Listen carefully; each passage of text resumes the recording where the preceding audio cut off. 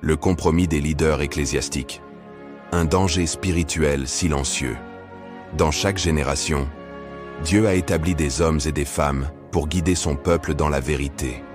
Ils sont appelés à être la voie qui éclaire, qui avertit et qui conduit vers la sanctification.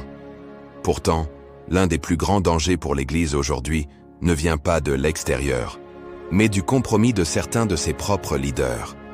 Quand ceux qui devraient défendre la vérité choisissent le silence pour plaire au monde, l'Église devient vulnérable.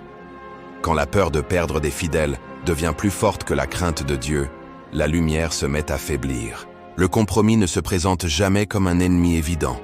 Il se glisse doucement, justifié par de bonnes intentions, jusqu'à ce que la vérité soit diluée et que l'autorité spirituelle s'effondre.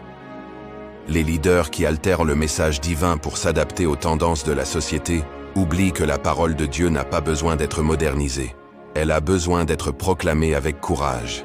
Le monde ne sera jamais transformé par une église qui lui ressemble, mais par une église qui lui résiste, qui ose être différente, qui ose être sainte. Aujourd'hui, Dieu cherche des serviteurs qui ne fléchiront pas, même si la foule s'en va.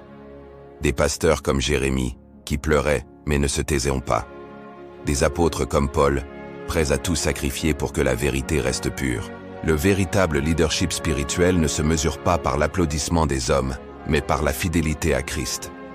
Et les brebis ont besoin de bergers qui ne se vendent pas, qui ne négocient pas ce qui est sacré, qui ne compromettent jamais la sainteté de l'Évangile.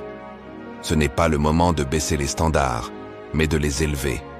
Ce n'est pas le moment de s'adapter, mais de s'affermir. Ce n'est pas le moment de plaire, mais de proclamer. Que se lèvent des leaders intègres, remplis du Saint-Esprit, attachés à la vérité jusqu'au bout. Car un jour, nous rendrons tous compte devant le chef suprême des bergers. Puissions-nous alors entendre ces paroles glorieuses, ces bien bons et fidèles serviteurs.